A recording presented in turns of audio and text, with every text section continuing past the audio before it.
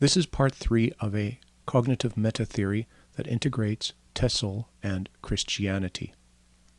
Part 1 introduced the theory of mental symmetry and related it to neurology. Part 2 expanded on the theory and related it to grammar and the various aspects of speech production. Here we want to look more generally at TESOL.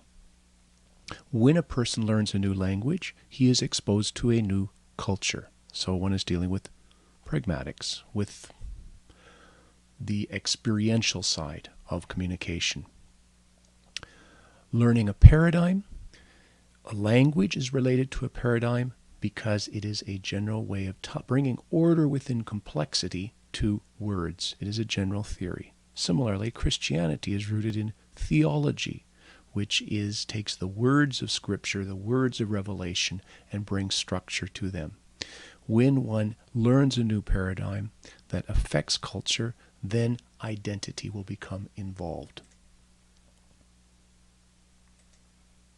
And we will be using mental symmetry as a meta-theory. In other words, instead of using mental symmetry to replace other theories, we will use mental symmetry to tie together a number of other theories. Not saying that the other theories are wrong, but rather that each describes a valid aspect of the puzzle and that mental symmetry can be used to assemble this puzzle. So, on the first, we can use this to explain. Remember that when you are dealing with a theory, the first thing you have to do is test the theory.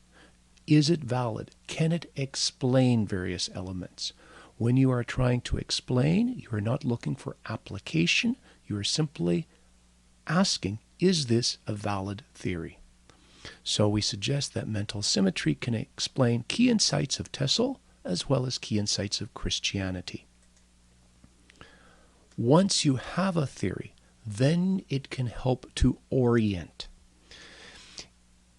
Whenever one is teaching, one is always guided by a general understanding. If one does not explicitly choose this understanding, then one will be guided by some other understanding, whether adequate or inadequate, that comes in.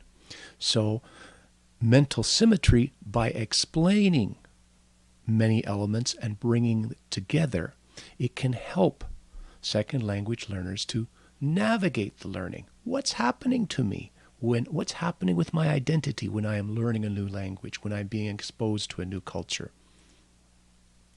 And then in terms of application,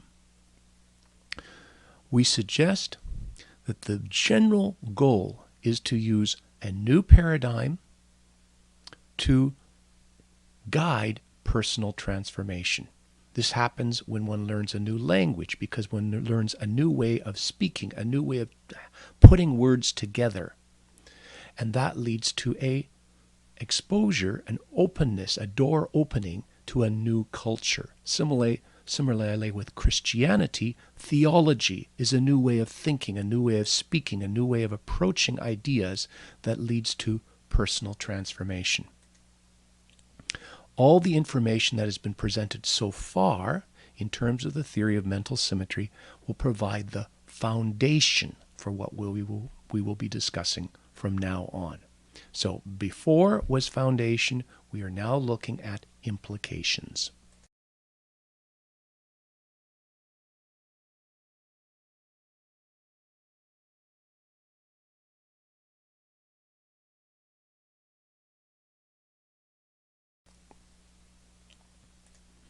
First, a quick outline pit stop. We will be dealing with a number of different topics, 23 there.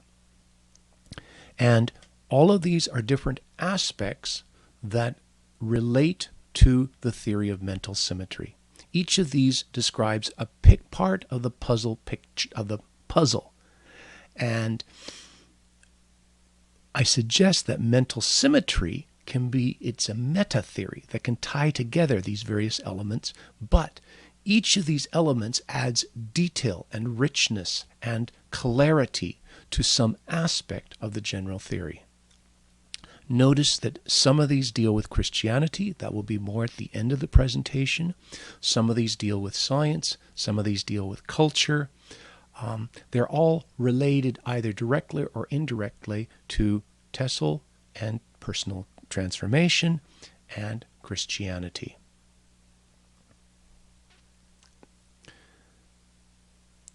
Good. Now that you've read everything, let's go on to the next slide. The first concept that I want to talk about is mental networks. This is a concept that I have been thinking about for a while with the theory of mental symmetry. However, I did not realize how important, how significant it was until I encountered it in the cognitive science of religion, where it forms, as we shall see, a basic element of the explanation that is used for religion. And then I began realizing that a mental network is much more fundamental to human thought than I thought before. Now, a distinction needs to be made between hardware and software. When one is looking at cognitive modules, one is describing brain hardware, mental hardware, how each module functions and how the modules interact. By looking at that, the structure of the mind, one can come up with a basis for universal grammar. Mental networks describe the most fundamental aspect of mental software. If you wish, the operating system of the mind, the core structures that determine how the mind functions. And a major component of Christianity, of explaining Christianity, is to distinguish between cognitive modules, how they interact, how the mind could function, the hardware capabilities of the mind. This is the maximum that the mind could function if everything is working together. That's the hardware. However, mental networks form the basis of how the mind is operating, what is functioning, what is working. And there is a big difference between how the mind could work and how it is working. And that helps us to understand the philosopher Hume's distinction between is and ought. Ought comes from the structure of the mind, from the cognitive modules. That's how the mind should function. It ought to function in a manner that is whole. The is comes from the software of the mind. That is how it is currently programmed and how it is currently functioning. So, a mental network is a collection of emotional memories. Now, isolated memories feel good or bad. We're dealing here with mercy thought and teacher thought. These are the two that function emotionally. So look at these dots as experiences and the arrows as emotional labels. So an arrow up indicates a positive emotion. An arrow down indicates a negative emotion. So we have here experiences or memories with emotional labels. This feels good. Ice cream tastes good. Medicine tastes bad. Going to the dentist is painful. Going to the concert is pleasant. Now, a mental network forms when there are a number of similar emotional memories. They will then connect together as indicated at the bottom of the screen and form a network. And a network will function in a different manner than isolated memories. First of all, if one memory in a network is triggered, then all of them will be activated. For example, say the word hockey to a Canadian, and that brings to mind a whole network of associations connected with the game.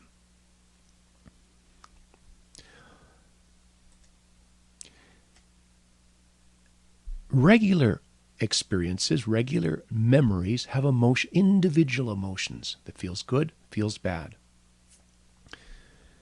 A mental network is guided by compatibility. It has a structure. The structure comes from the way that the memories are connected together. When a mental network is activated by triggering one of the memories, then that mental network will attempt to impose its structure upon the mind. If the mental network experiences consistent input, then that will create what I call hyperpleasure. Hyper to distinguish from normal emotion. For instance, it used to be a family tradition in our home at Christmas that we would all line up in age from youngest to oldest. We would stand outside and then we would march into the room with the Christmas tree singing Silent Night in German. That was a tradition. It came because my mother experienced that as a child. Therefore, Christmas reminded my mother of this set of experiences, this pattern of emotional memories. When that pattern was triggered, it wanted consistent input, which it received by recreating the ritual, by having us all stand in line, walk into the room, and sing Silent Night. If a mental network receives incompatible information which is not consistent with the structure, then that will lead to hyper pain. And eventually, the network itself will begin to be threatened. There will be this sense of deep unease. Something is wrong. Something is missing. Something is not right. And so you can see that the mental network will shift. It will be threatened with inconsistent information. Think, for example, of a habit, such as, say, smoking. Not smoking creates incompatible, inconsistent experiences, which causes the mental network to feel threatened. However, if one feeds the mental network, so to speak, by giving it consistent information, then instantly the feeling of unease will be removed. Everything is now okay. The mental network has received consistent information. Notice that there is a difference between the emotional label of memories within the mental network, which can be painful or pleasurable. In this case, notice there are 3 positive memories and 1 negative one in the mental network, and the memory associated with the mental network itself and its structure. So it is possible for painful memories to form a mental network. This is illustrated by the situation of the abused spouse. Obviously, being abused is painful. Therefore, being in an abusive situation will lead to painful experiences. However, because there are many similar experiences of being abused, this will form a mental network. So even though being abused will feel bad because the memories are painful, it will also feel familiar. It will feel consistent because the input is consistent with the structure of the mental network. Therefore, being in the abusive situation will feel painful, whereas being outside of the abusive situation will feel unfamiliar. It will feel wrong. It will feel uneasy. If a mental network receives inconsistent information, it will then give a sense of unease. Think of a habit that one is trying to break. The longer that one suppresses the habit, the stronger is the urge to carry it out. However, if one continues to suppress a habit, if a mental network continues to be not to receive inconsistent input, then eventually it will crumble, fall apart, and it will revert to being isolated memories. In terms of the habit, one will wake up one morning and suddenly the habit will no longer be there. One will not even think about it. As we shall see later, mental networks relate to personal identity, and when a mental network falls apart, it really does feel like dying to self. Looking more specifically at TESOL literature, Norman Fairclough's description of member resources in his book Language and Power corresponds quite closely to the behavior of mental networks. The description is very similar. What is missing is a feeling, an understanding of how mental networks form and their relationship to emotions. However, the description of member resources is very similar to the behavior of mental networks.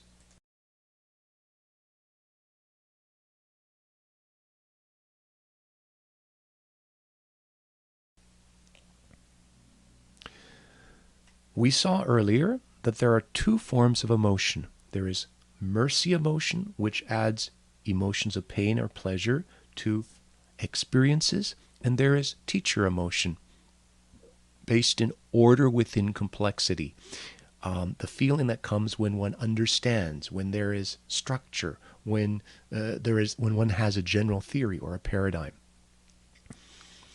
Because there are two types of emotion, this leads to two kinds of mental networks. First, obviously, we all know that emotional mercy experiences can form MNs, or mental networks. So we will refer to this as a mercy mental network, an MMN. And one can see from the picture that there's food, there are teddy bears, and all of these experiences, whenever you have emotional experiences that are related, they will connect to form a mental network within mercy thought, a mercy mental network. This mental network does not have to represent living objects. It can represent people, culture, situations, but it can also represent inanimate objects such as teddy bears or food. All that matters is that there are emotional experiences and that there are a number of similar emotional experiences. A theory can also form a mental network, in this case a teacher mental network. For example, think of the theories of science and physics. Those form mental networks. Or the idea of the global society, the interconnected, the order within complexity of the modern world.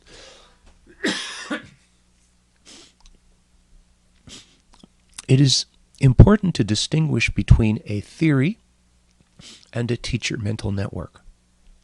It feels good when there is order within complexity, when things fit together. However, a theory is not enough to create a mental network.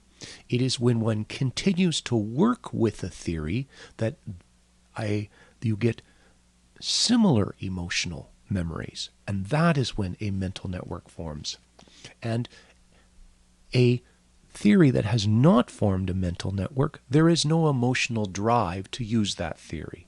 One can use it, or one can choose to ignore the theory and use something else. However, once a theory forms a teacher mental network, then whenever it is triggered, a person will feel a strong emotional drive to use that theory to explain the situation. For instance, I remember when I started working on mental symmetry, studying cognitive styles, I distinctly remember I was trying to analyze the perceiver person. And suddenly I noticed that when I would think about something, some voice in my head, or some internal voice or understanding, would, within a second or two, explain what my thinking was doing. So I would think, and then something within my head would explain that thinking. This is what happens when a theory, in this case mental symmetry, turns into a teacher mental network. When it is triggered, it imposes its explanation. There is a drive to continue using that theory. Examples: algebra, and of course language. Theology also, we're suggesting, can form a teacher mental network. Now, Thomas Kuhn, we will look at him later, talks about paradigms and paradigm shifts. And if one looks at his descriptions of paradigms, one comes to the conclusion that paradigms, general theories, are not purely rational. They may involve rational thought, but a theory itself is not rational. It is emotional. The bricks, the perceiver bricks that form the structure of a theory are not emotional, but the structure itself of the theory, that contains teacher emotions and can turn into a teacher mental network. And then there is a drive, as I mentioned, to an emotional drive to impose the explanation upon any situation. That means that there are two kinds of culture shock. Culture shock is when a mental network continues to receive inconsistent information. First of all, there is a mercy culture shock. This is the one that we typically think of and associate with culture shock. One goes to another country, one experiences incompatible experiences, and that threatens one's mercy mental networks. But there is also a teacher form of culture shock where you have a paradigm shift. A different theory comes, and that threatens the existing theory that is turned into a teacher mental network.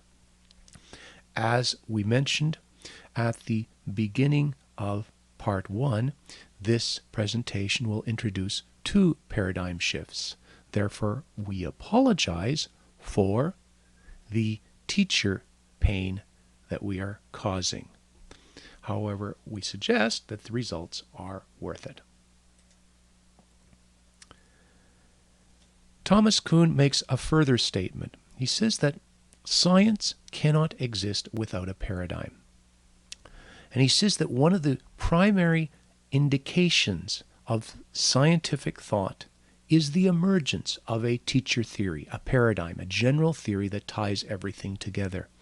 And once a scientist has used a theory, it turns into a teacher mental network. Therefore, there is a drive to hold on to that theory, to continue working with the theory. And if the scientist, the only way he will let go of a theory, this is what Kuhn says, is if he is given an alternative theory, hopefully a better theory.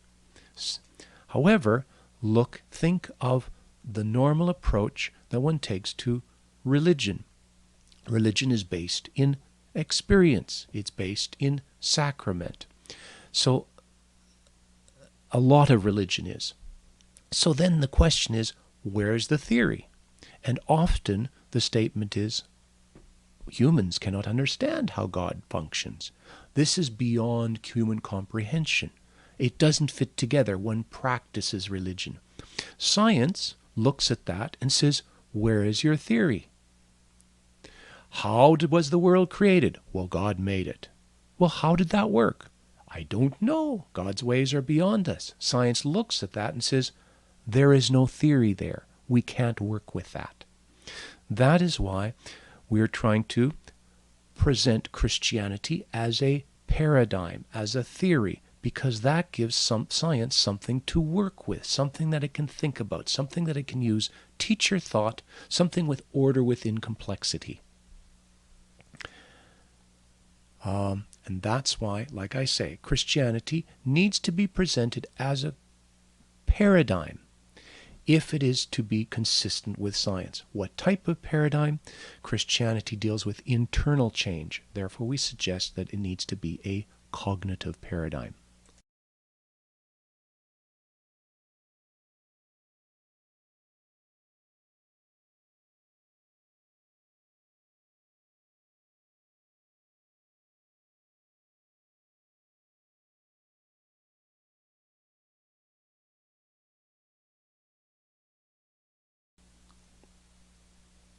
Let us look now at how a mental concept of God emerges, looking at the core aspect of religion from a cognitive perspective. Notice that we are not trying to prove whether God exists or not. Instead, we're looking at how the mind forms a mental concept, how the mind forms a concept of God. Previously, I suggested that it is possible to postpone the question of mind versus brain. Here I am suggesting that it is possible to postpone dealing with the question of whether God exists or not, and to focus instead upon how the mind thinks about God. So, let us look at that. First of all, we have the religious viewpoint, we have the secular viewpoint. Okay, religious viewpoint. I've mentioned that mercy thought deals with emotional experiences and represents people as mental networks. We'll look at that more in just a moment. But in simple terms, a person produces experiences, and a person emotes, and a person has a certain behavior, so that when I am exposed to another person, like my parents or other people, my friends, they will form experiences with those people, will form mercy mental networks that represent those people. So, mercy mental networks are normally used to represent people, and that is called the agency detector. We will look at that with cognitive science of religion. In simple terms, for instance, if one hears a bump in the night, one thinks, oh, that triggers a mental network. Oh, I guess the cat did that. Or John has stumbled on his way to the washroom. Or maybe it's a burglar. That's the agency detector. It naturally, when something happens, it triggers a mercy mental network, and that suggests that some person, some agent is possible. So, that's how the mind normally represents people, as mercy mental networks, called the agency detector. Now let's look at this from a secular viewpoint. We have not mercy thought, but teacher thought. Remember that teacher thought looks for paradigms, it looks for general theories, it wants to find order within complexity. So we have not, oh, there is a person, a collection of emotional memories, a mercy mental network. Ah, here is a theory. This theory explains things. That's the approach taken by science. Remember, Kuhn says that a scientist cannot exist without a paradigm. That's thinking that is guided by teacher mental networks, by theories that have turned into emotional structures. Okay, now, what happens when you have a theory of a general paradigm that applies to personal identity? Something very strange happens within the mind. When the mind encounters mercy mental networks, those are used to represent people, like the cat, John, or a burglar. But what happens when you get a teacher mental network triggering that applies to personal identity, that triggers when one is thinking about personal identity? It's emotional, it's a structure, but it's strange. So is it a person or is it not a person? That's how the mind will approach the situation. So let's see what sort of imaginary person emerges when a teacher mental network, which is also a mental network, applies to personal identity, applies to the realm of mercy mental networks. First of all, teacher thought looks for generality, wants to come up with general theories. And so, mercy thought, looking at that, the part that deals with people, the agency detector, will look at this theory and say, this is an unusual person, a universal person. A theory explains many situations. It wants to come up with a general situation that wants to bring order to complexity. For example, the law of gravity. Where is the law of gravity? Well, it isn't anywhere, but it explains many situations. And so then the personal viewpoint will look at that and say, this strange person lives outside of space and time. Because a general theory is not, it is triggered in many situations and yet is not associated with any specific situation. Teacher thought uses words and symbols to construct general theories. Looking at that in personal terms, one will conclude that this strange person, this imaginary person based in a teacher mental network, reveals himself through words. Going further, notice that the teacher thought hates exceptions to the rule. Because that is disorder within complexity. It's something that doesn't fit the universal theory.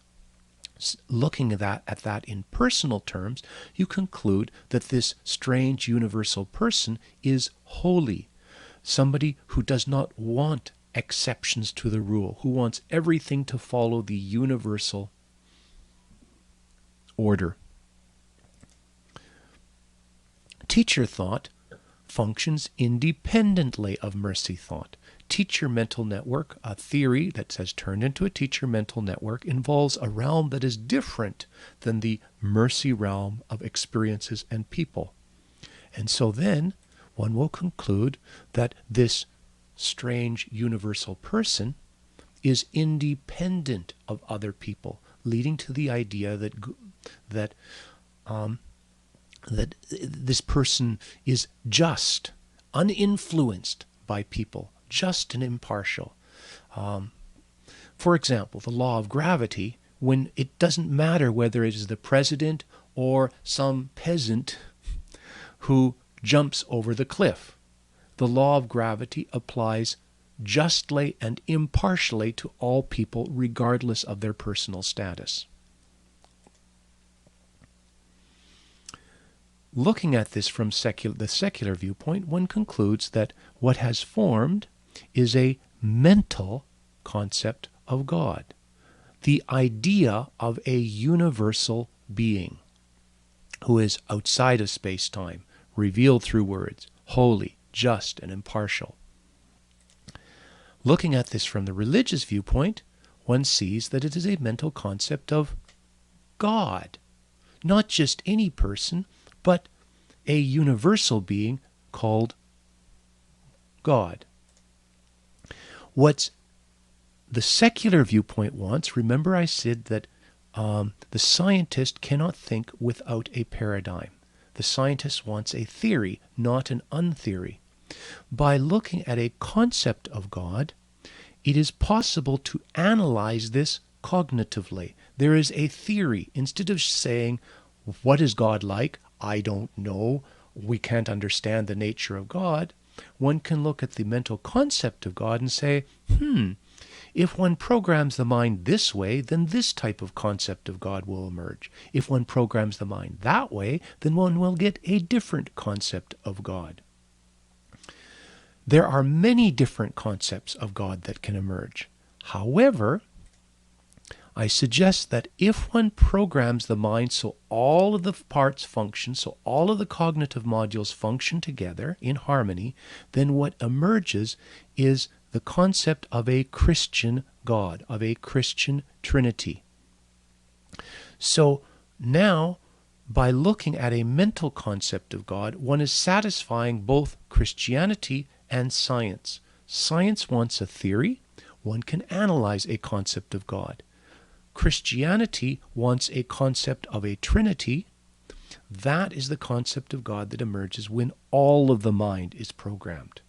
Now, remember I said previously that there is a is-ought distinction between how the mind could function, defined by what the cognitive modules are, how they interact, and how they function. That's how the mind could function. If it does function that way, then what emerges is the concept of a Christian Trinity. However, how the mind is programmed is quite different. And that is determined by the mental networks. And that can lead to different concepts of God. For instance, if one takes teacher thought and bridges it directly together with mercy thought, then what emerges is a God of mysticism. And similarly, it's very interesting to look at mental concepts of God that people have compared with the words, the explicit words that people say, talk about God. And research on that has been done in cognitive science of religion, where people have been asked explicitly, like Christians have been asked, what is your concept of God? They will then give theologically correct explanations about God. However, if they are expected to respond intuitively and quickly, then what will emerge is that they actually believe in a concept of God that is much more human-like, that is not based in teacher thought, but rather in mercy thought.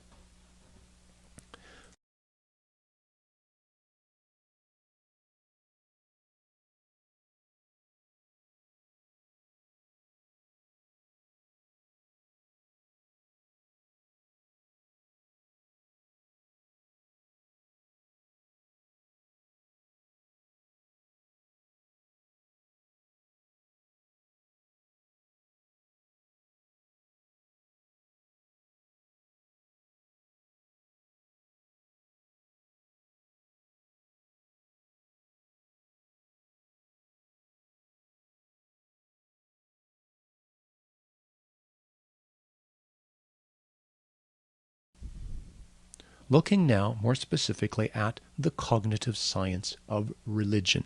This is a new branch which uses cognitive principles to try to explain religion. It looks for naturalness.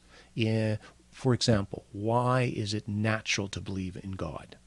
And this is similar to the approach being taken by mental symmetry. And we will now look at how the main concepts of cognitive science of religion, CSR, fit into the theory of mental symmetry, but I will suggest that CSR has a limited theory that can only explain some aspects. Okay. First of all, I mentioned the agency detector before. When introducing mental networks, I said that that CSR places a big emphasis on these. Here is the general logic used by CSR.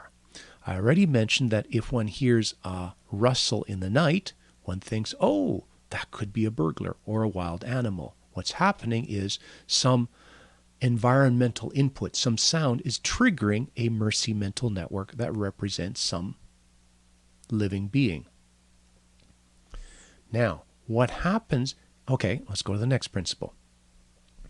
I also mentioned before, when looking at facilitator thought, that facilitator thinking works statistically. It averages information while rejecting outliers. This is known in CSR as minimally counterintuitive information. Now, counterintuitive means it fits within the perceiver context or server context. It fits within the context of facilitator thought. Counterintuitive means it is an outlier. It is statistically abnormal. It does not fit within the context. Minimally counterintuitive means that it is outside of the context only slightly, in one or maybe two features. So, for example, a unicorn is a normal horse with a horn. A cyclops, you can see from the illustration there, is a normal being. Well, yes, I know this one's fairly hairy and has strange teeth, but it is a cyclops is a normal human with one eye. A superhero, like Superman, is a normal man who can fly. The Greek gods, looking at religion now, are extrapolations of normal people. So in other words, one has anthropomorphic concept of gods. Now, using this based in mercy mental networks, in experiences, what cognitive science of religion looks for empirical evidence, physical evidence of natural religion. So, for example, why would the Greeks believe in Greek gods? CSR would say that that is a minimally counterintuitive concept of a person. It is a stretch of a natural person. Why would one believe in that?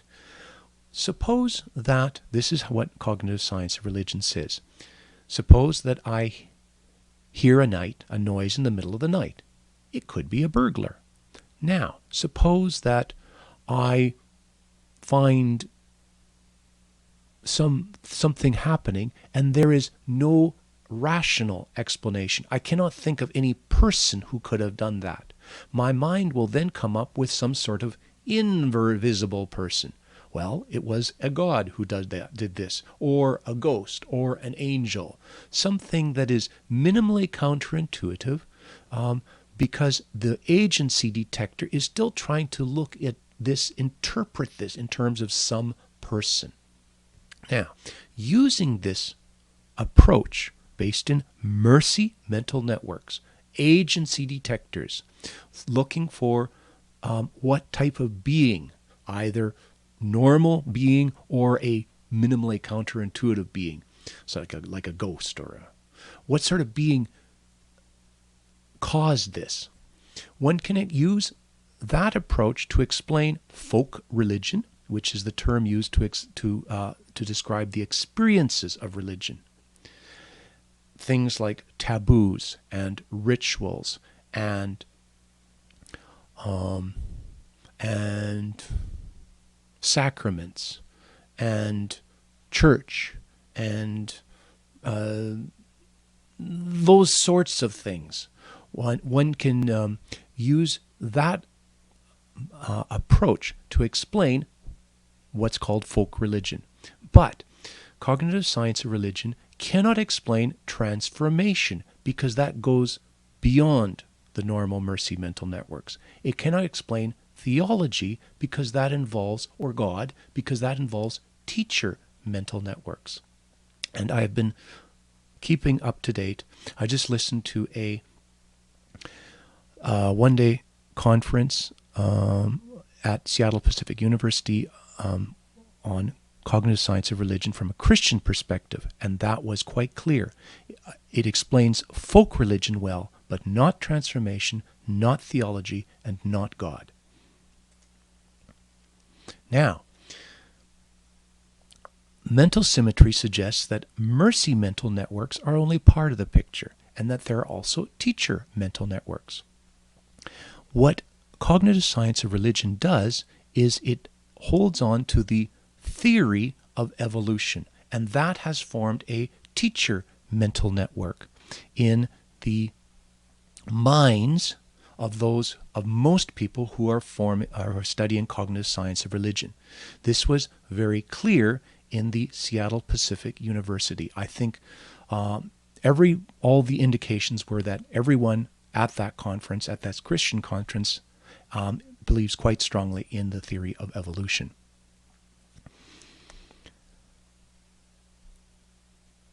What's interesting is I have suggested in the previous slide that a mental concept of God emerges when a general theory applies to personal identity. So here we have a general theory, in this case evolution, that is being used to explain personal identity. what happens there is that it creates mental symmetry, suggests that this will create a mental concept of God. And when one looks at the descriptions of how evolution and how nature is being treated, then the researchers give godlike attributes to the theory of evolution, as if treating the theory of evolution as if it is a universal God, one that acts beyond space and time, one that acts universally.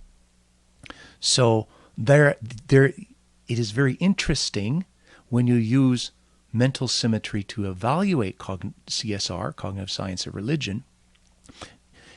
It cannot explain God, but the researchers naturally talk about evolution as if it has the attributes of God.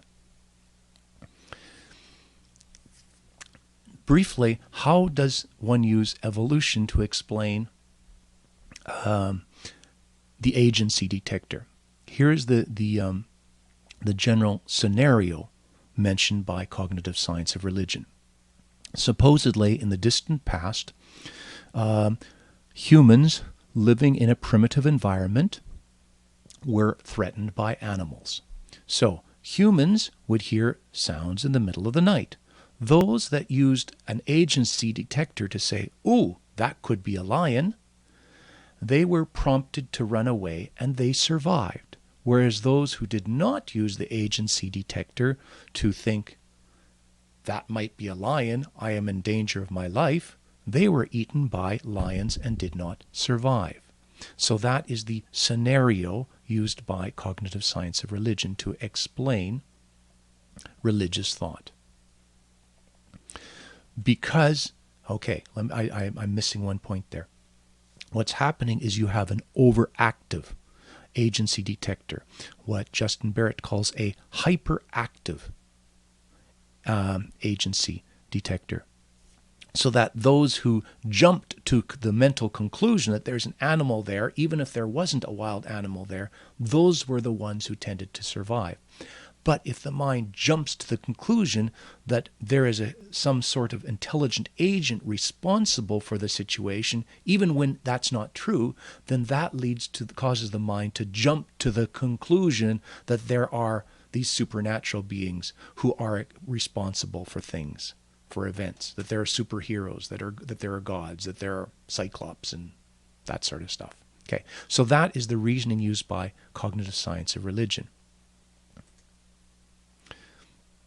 Mental symmetry suggests that the concept of an agency detector makes cognitive sense. The problem is,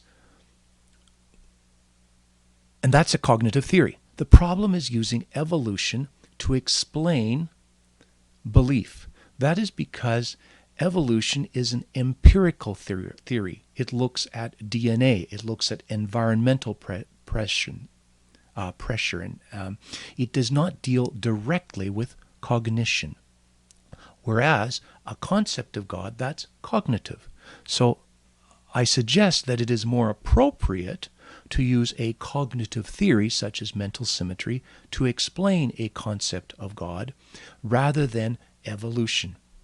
Because, for example, let's say I go to my car's not working. So I go to the mechanic and I say, "Can you explain what's wrong with my car?" And he says, "Let me tell you a story about chariots and how the wheel developed." And you say, "I don't care about chariots and wheels. I want to know how my car functions right now. What is the structure of it? How does it work? What is not working?" I suggest similarly, by using evolution to explain cognitive science of religion, it is like focusing upon the car right now by looking at the development of the chariot many centuries, many millennia ago. That may or may not be true. That's another question. However, it is irrelevant to the present situation. It is much better to have a theory of how the mind functions right now, because that is much more important, much more relevant than postulating about how the wheel developed and how the chariot developed. That may be interesting, but it doesn't relate directly to right now. Similarly, there is the problem of hard consciousness. There appears to be some aspect of cognition that is independent of pure physical reality. Therefore, if you have a theory that's based purely empirically, then how can one explain something that is rooted in things like identity, concepts of people, that relate so strongly to hard consciousness? Mental symmetry suggests that it's more appropriate to try to come up with a cognitive theory to explain a concept of God. Now, we saw that the theory of evolution turns into an implicit theory of God in the researchers in cognitive science of religion. For instance, one book written by one researcher, a non-Christian researcher, the first 30 pages of the book talked only about the theory of evolution. The author then mentioned the attributes that a theory of God, that a concept of God would possess, and if one examined the author's description of evolution in the light of these qualifications, one concluded that they were all met, and that according to the author's definition of a concept of God, he was regarding evolution as a theory, as a concept of God. However, most researchers don't realize that this reflexive thinking, this implicit concept of God can emerge, though Justin Barrett has mentioned it in as an aside in one of his books, I notice. Okay, what's interesting is, again, I say mental symmetry will also, by holding on to that theory, it will lead to a mental concept of God, just as holding on to any theory that applies to personal identity will do. However, what's interesting is if one, as I have suggested, mental symmetry, the concept of God that emerges, is consistent with the Christian concept of God. Therefore, you don't end up with this incompatibility where you're struggling to hold on to various things. The whole thing fits together very nicely. One final point. We have looked at mercy mental networks and this idea of being minimally counterintuitive. For example, the Cyclops is a normal person with just one eye. That's the methodology used by CSR to explain religion, and we suggest that that is sound reasoning. It works. However, if you use that same idea of minimally counterintuitive and apply it to teacher thought and teacher mental networks, then you conclude that the theory of evolution is a minimally counterintuitive theory. It is scientific because evolution, one knows that there is evolution. However, it's intuitive. However, it is non-intuitive because it is an extrapolation from small change to large change. It is an extrapolation from evolution observed in a few centuries or millennia to evolution that occurs over many billions of years. And so the theory of evolution is counterintuitive in the dimension of time. It's stretched in the dimension of time, so that one could see that a scientific mindset would naturally believe in the theory of evolution because, as far as science is concerned, it is minimally counterintuitive. It is only slightly non-scientific in the dimension of time. Again, I am not addressing whether evolution is correct or incorrect. I am simply examining, number one, is it appropriate to use that theory to try to analyze religion? I suggest it's a category mistake. And second, is it possible to use the theory of mental symmetry to explain why a person would believe in the theory of evolution? Because we are using the theory of mental symmetry to explain why a person would believe in a concept of God. So if a theory is universal, it should be able to explain everything, including a belief in the theory of evolution.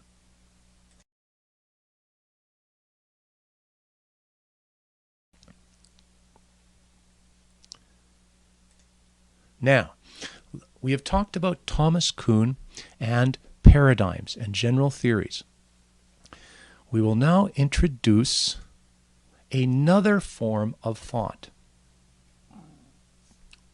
We begin by looking at the 7 different cognitive modules, how they interact. That's the hardware of the mind.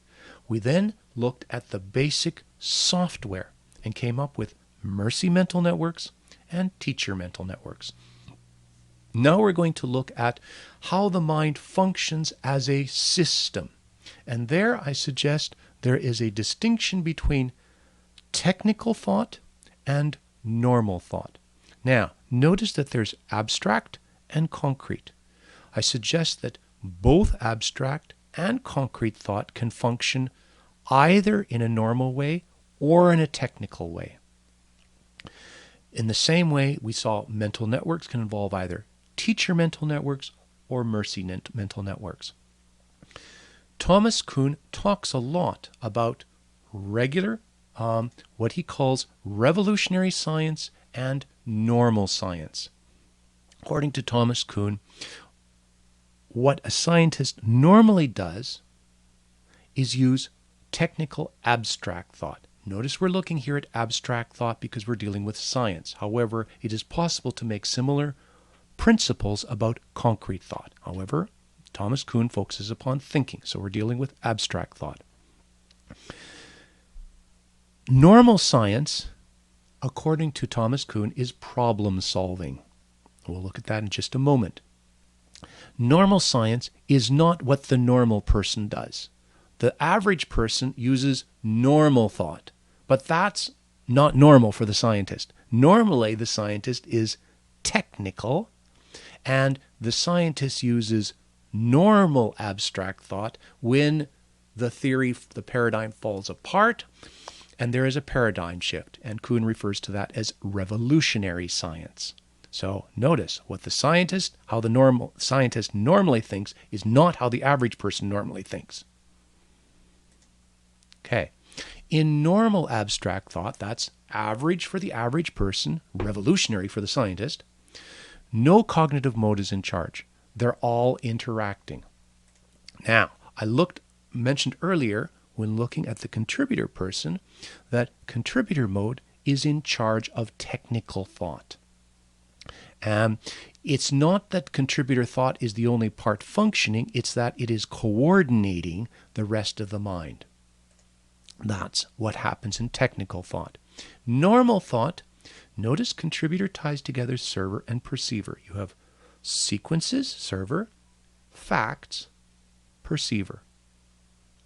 So in normal thought, you have partially formed server sequences. For example, what are you going to do? What's your plan for today? Oh, I don't know. I might go to the store, and then I think I'll go. I need to see this person, and I need to have the oil changed in my car, but it may change. That's normal life. One forms sequences, but they are only partially formed. Perceiver meanings. Words are not technically defined. Everything has a meaning, but it could change, and it shifts a little. Compare that with technical abstract thought. There are well-formed server sequences. That's what it's called in logic.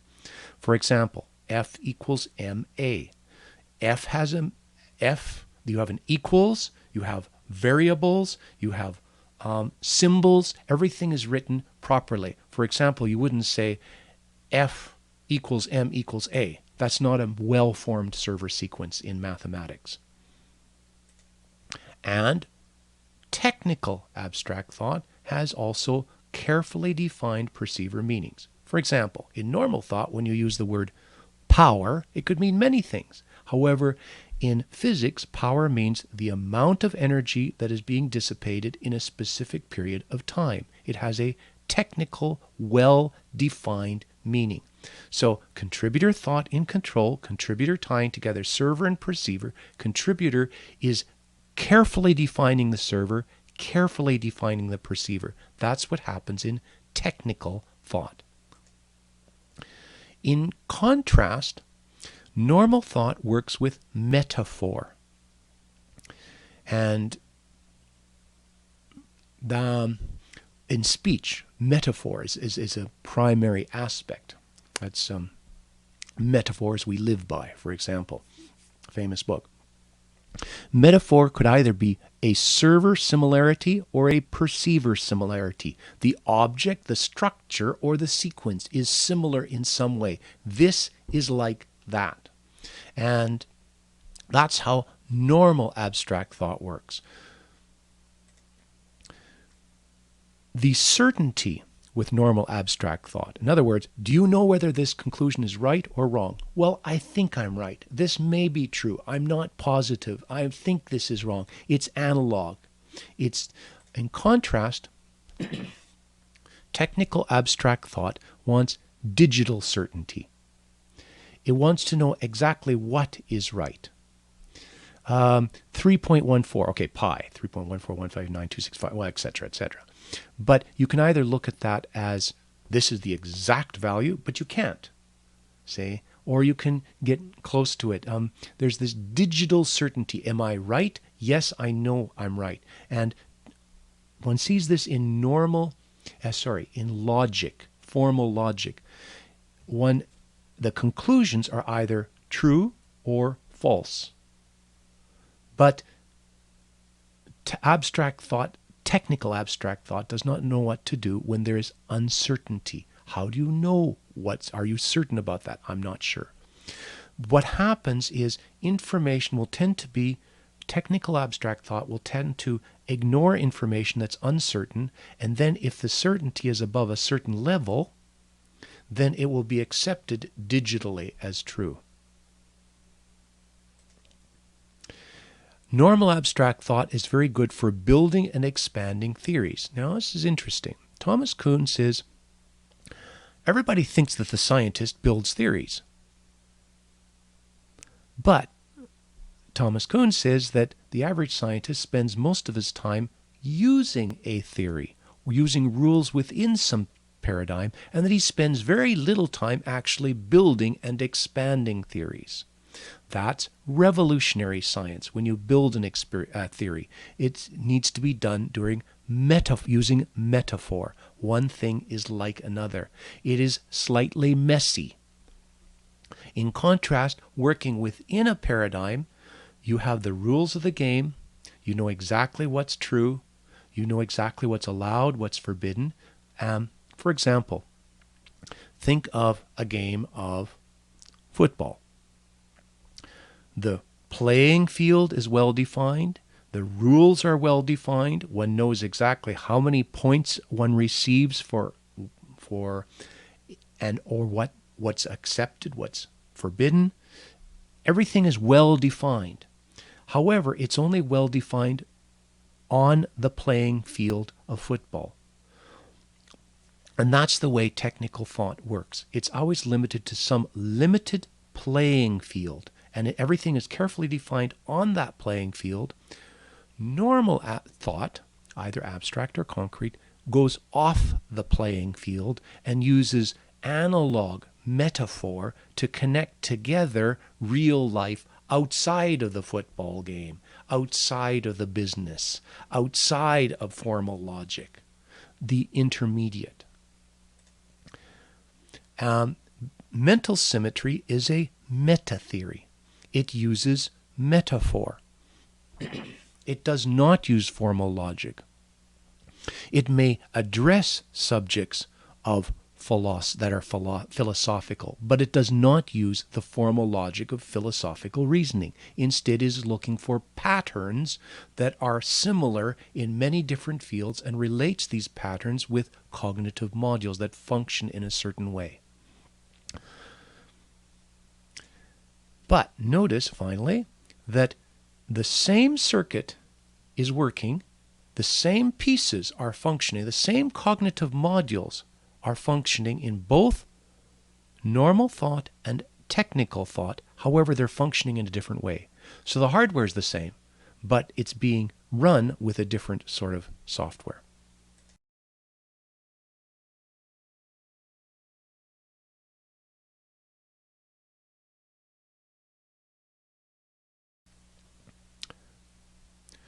What happens, technical abstract thought is very successful.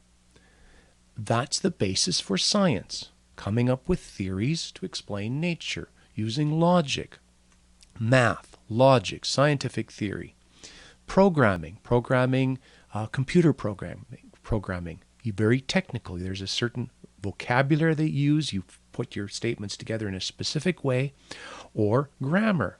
All those are examples of technical abstract thought, trying to put all of thinking into a carefully defined framework. It works very well, and it is emphasized in academia. Specialization tries to become more technical within one field.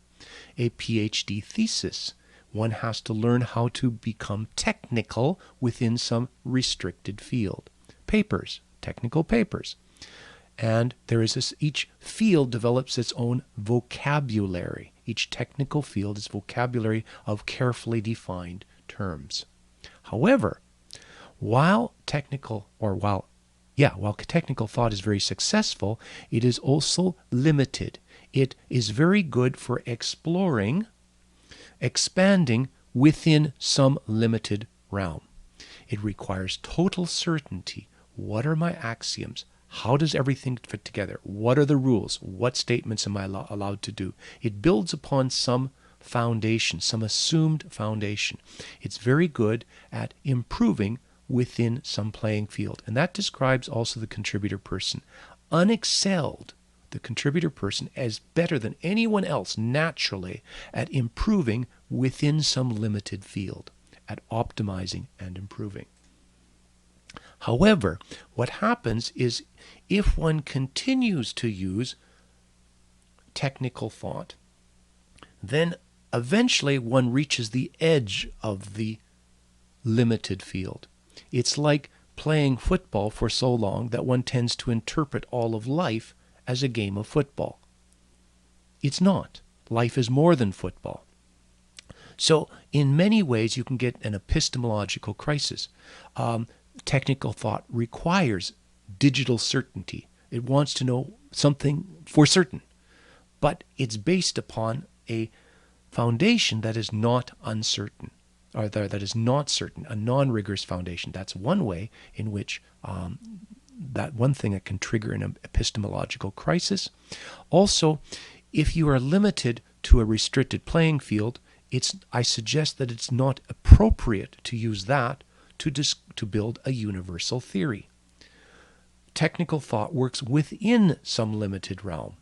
By definition, working within a limited realm cannot discover everything.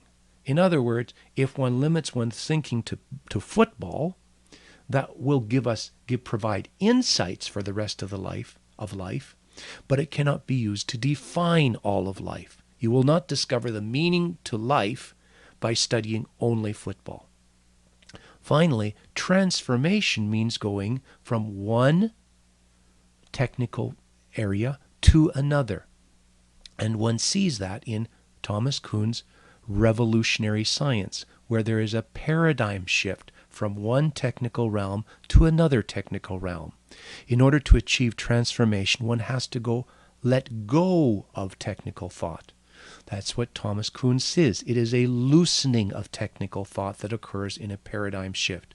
So all of these are epistemological crises that happen when one remains within a limited area of technical thought. Very good at specialization, not the optimal strategy for generalization.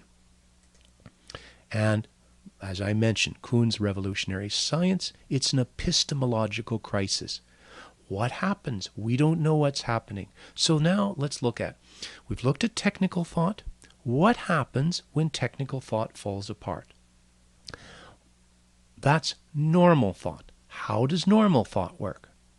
We've suggested that it's analogy, it's less rigorous. Let's look at an example of what normal thought is. Before that, look at some epistemological crises in linguistics, in language. Mentioned before Chomsky's universal grammar, and I suggested that one can explain this universal grammar in terms of the function and interaction of cognitive modules. However, if you look at Chomsky's generative grammar, he was using rigorous thought, technical abstract thought, to try to explain all of speech. But all of speech is not technical. It goes beyond technical, something that Ellis pointed out. So you then had an epistemological crisis in studying language. Okay, for example, if you look at an article by Greenberg, there is a logician who is giving advice to linguists and telling them that they need to use rigorous technical thought, abstract thought, to analyze language.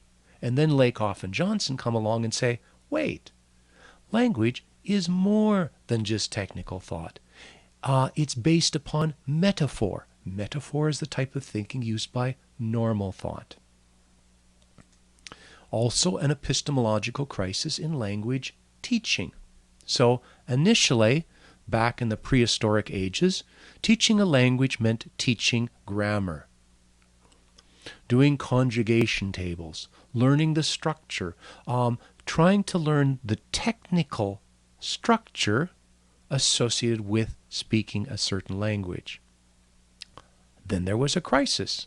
Krashen came along and pointed out that, hey, learning language is not the same as acquiring one. He opened the debate, saying that there's more to learning a language than just acquiring technical rules of grammar. So there are two examples of technical thought being used, because that's the tendency of the scientist to use technical thought. But what happens when technical thought is overused? Then you get an epistemological crisis and people saying, there's more to it. And with language, I suggest that there will always be an epistemological crisis because language is more than technical thought. Similarly, Christianity, if one approaches doctrine and theology in a technical manner, using only technical thought, I suggest that one will not learn everything about the nature of God, because God is a universal being. And in order to understand universality, one has to use analogy, metaphor. This does not mean that technical thought is wrong, but rather that it's very good for discovering more about some limited aspect. That's where it's appropriate. But if one tries to use technical thought to come up with universal answers, or answers that involve universality, then I suggest that one will end up with an epistemological crisis, a crisis of knowing. Okay, now moving on to a way of thinking that is beyond technical thought, an example of normal abstract thought. Suggest that, again, looking for a linguistic example, what's called community of practice. Levin Wenger originally came up with that. They look at it in terms of social interaction. We will look at social interaction in a later in a later presentation. But I want to look more specifically at O'Donnell's description of community of practice, calling what he calls creating intellectual capital. What does one do to form community of practice? What does it look like? What encourages it? And Hall says that language, you can look at language as a community of practice. So, suggests that community of practice, looking at this cognitively, describes normal abstract thought. Not technical, but normal. Whereas, and this is something with the comparison that O'Donnell makes, they compare normal abstract thought with technical concrete thought. That's the type of thinking used by a company. A company is also technical. It also has a limited playing field with well-defined and clear actions and clearly defined rules, but it is driven by a concrete goal of producing some product or providing some service. However, the rules of technical thought still apply. So, first of all, in technical thought, there are clear boundaries. You know exactly what the rules are. You know who is a member, who is not a member. Whereas in a community of practice, it's guided by people with shared expertise. Notice the analogies. I know something about this. You know something about something similar. There's the, hey, we have similar interests. There are connections between us that are informal. Topics and people shift. People come into community practice, they leave. As people change, as situations change, the topic changes. As opposed to a team with technical concrete thought, the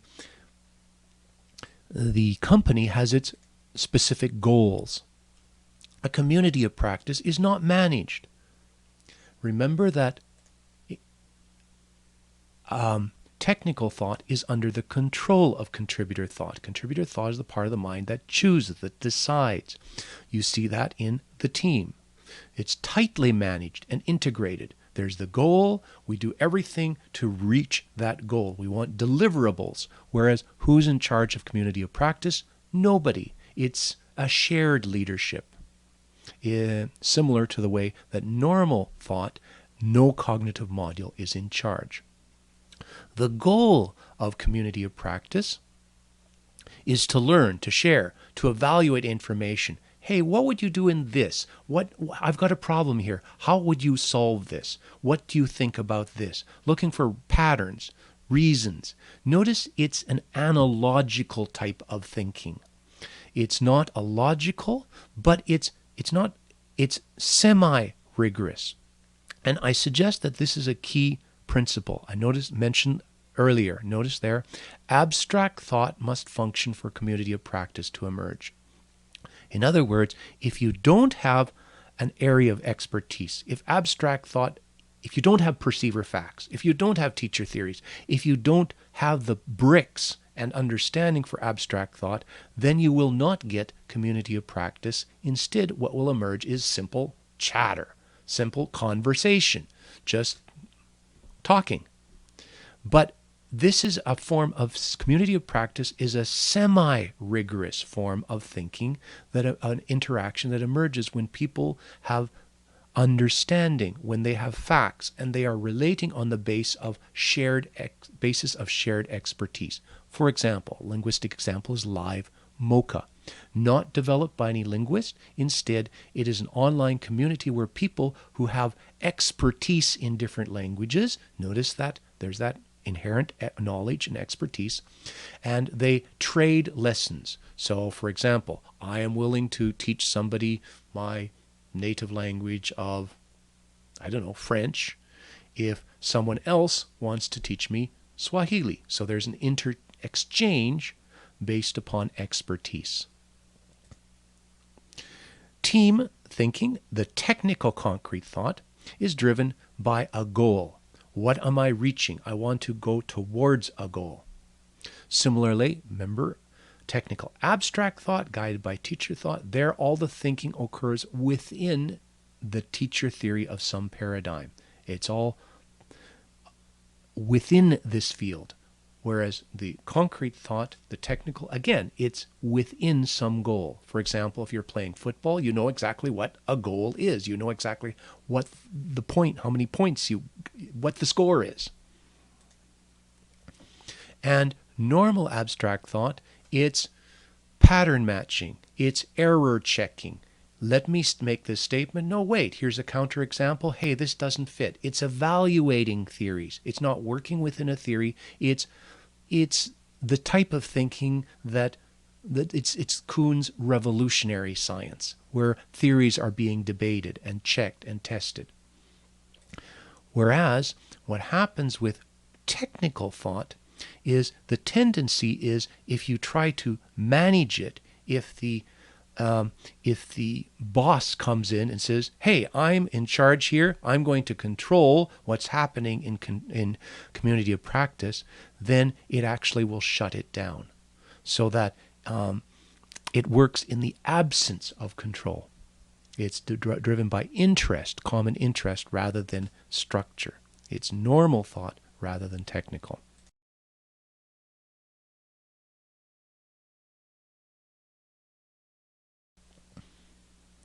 Summarizing, and this is will be the end of part 3. We have looked at 3 types of functioning. We've looked at technical thought, normal thought, and mental networks. All are ways in which the mind can function. And okay, so we have technical thought, which operates within a limited field. There can be abstract technical thought. That's Thomas Kuhn's normal science. There can be concrete technical thought. For example, playing a game like football or soccer. Or a business. Here are the rules, here are our goals, there's the limited playing field. The key thing about technical thought is it works within a carefully defined, restricted realm, a limited field.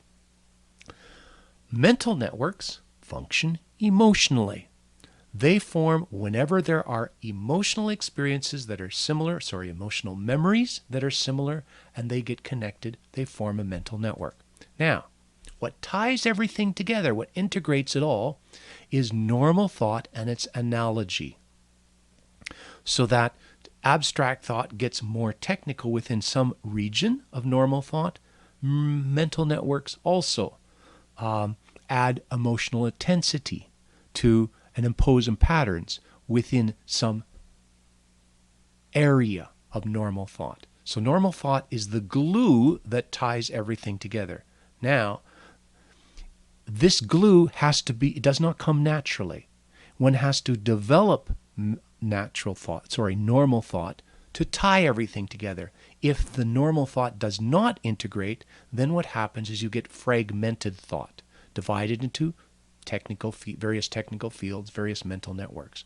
Now, the relationship between a mental network and a technical field is interesting. What happens is, let's suppose a scientist is working with a theory. It's all technical, it's rigorous, it's scientific, it's logical. However, by continuing to work with a theory, what will happen under the surface is that a teacher mental network will form. As long as the scientist is working with his colleagues, that mental network will experience consistent input. And the scientist will not realize that he is now being driven emotionally by a teacher mental network. However, suppose that some person, mental networks become apparent when the field is questioned. Okay, so suppose that some person comes along with another idea, with another theory. As Thomas Kuhn mentions, the response to new theories is not logical. It is emotional. It is oh, you're wrong. It's dismissive often. And that's what's happening because the mental network using the theory is logical. However, like I said, using the theory has also led to a teacher mental network, and when that teacher mental network is threatened, then the scientist or logical person will respond in an irrational manner and not a rational manner. Okay, similar thing happens with mercy mental networks. Suppose that a person is, say, playing football or working at some firm. So initially, he is simply using technical thought to pursue some goal.